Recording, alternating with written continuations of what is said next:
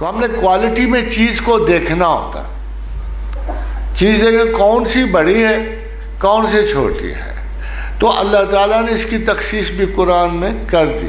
99 اسماء ہوں گے، 100 اسماء ہوں گے اللہ کے، 4,500 اسماء بھی قرآن میں تراکیب کے ساتھ درج ہیں.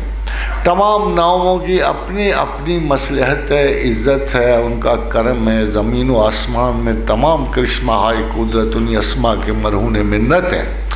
مگر ہم یہ دیکھتے ہیں کچھ ناموں کو خدا نے باقی ناموں پہ تھوڑی سی بزرگی دے دی.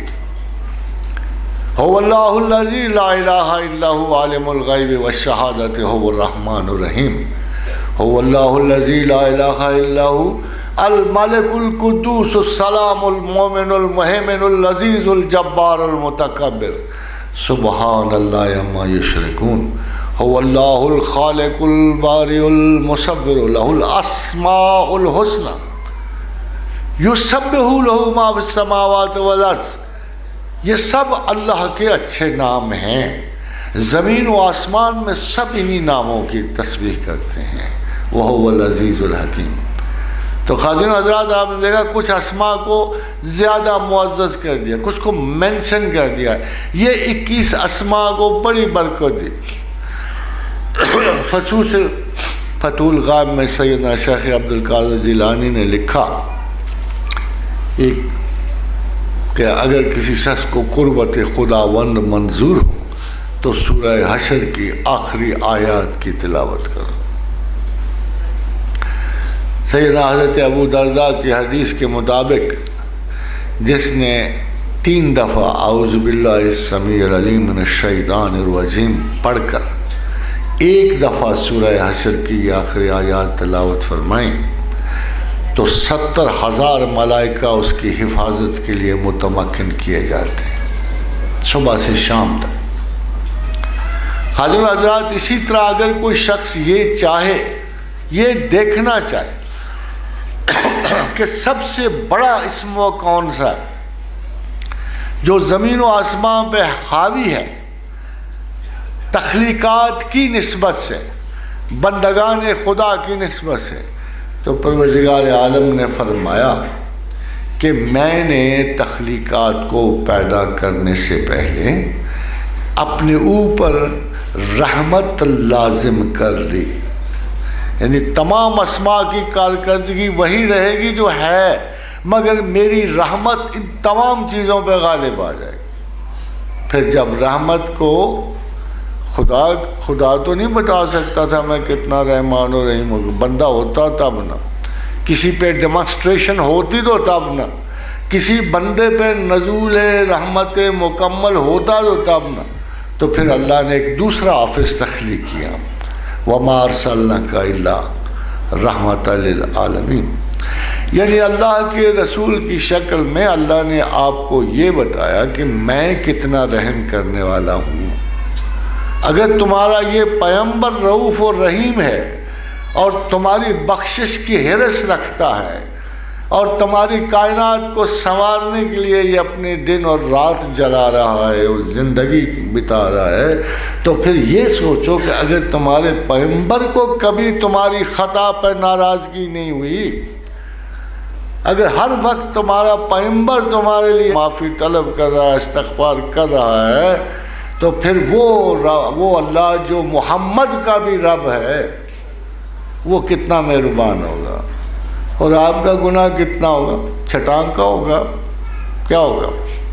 کتنے بڑے گناہ کر لوگ جب سے پیدا ہوئے ہو جب تک مرو گے. کتنے بڑے فاسق ہو سکتے ہو، کتنے بڑے فاجر ہو سکتے ہو، کتنے بڑے ظالم ہو سکتے ہو.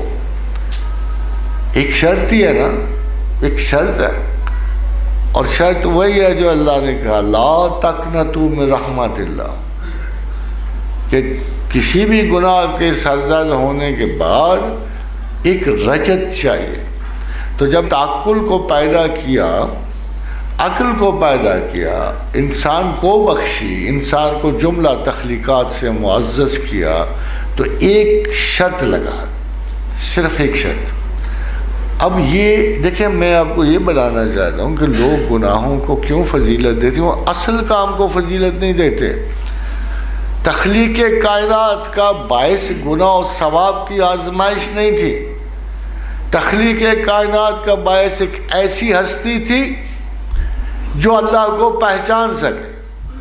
اگر کوئی سنگولر حدیث ہمیں حدیث قدسی موجود ہے جو پرپز آف گاڈ پہ ہے، why did he create us, why did he create us, یہ اصل سوال تھا۔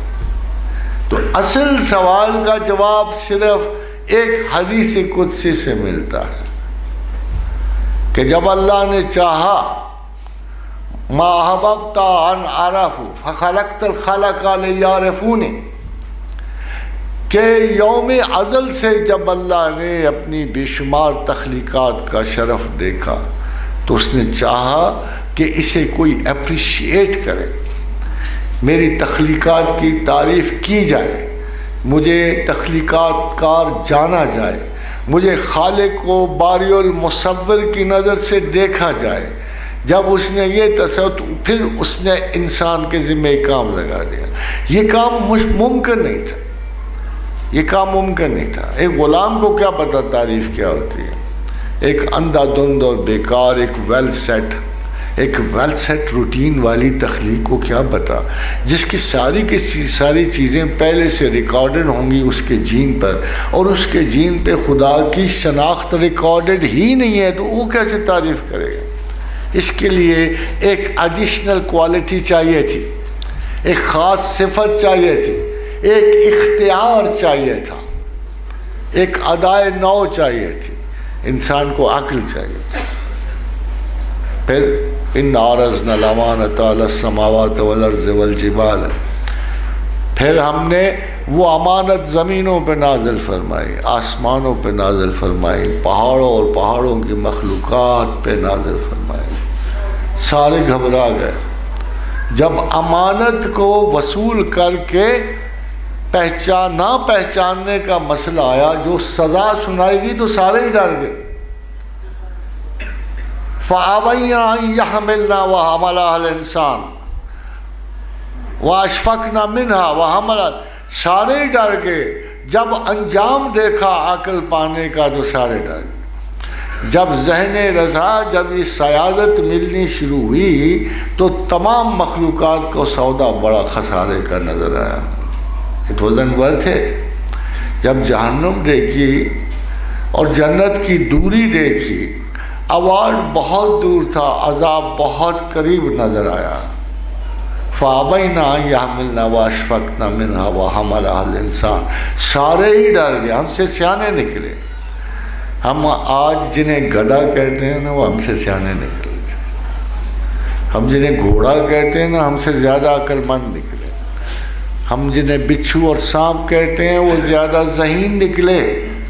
انہوں نے نہ کر دی، انکار کر دیا۔ جب جہنم کے رستے دیکھے، خطوط دیکھے، اونٹوں کے سائز کے شعلے بڑکتے، تو کہ this is not worth it, risk بہت بڑا ہے، امپاسبل، رسک اتنا بڑا ہے کہ لیا نہیں جا سکتا۔ وہ حملھا الانسان، انسان نے آگے بڑھ کے فوراً شوخی بڑھتی، پتہ نہیں کس دن پیدا ہوا تھا، شوخی بڑھتی، ناز میں آئے، حکومت مل رہی تھی، تمکنت مل رہی تھی، غرور تھا۔ وہ حملھا الانسان، پھر اللہ نے کہا انہ کان ظلوما جہولا، he has underestimated the job, he has overestimated himself۔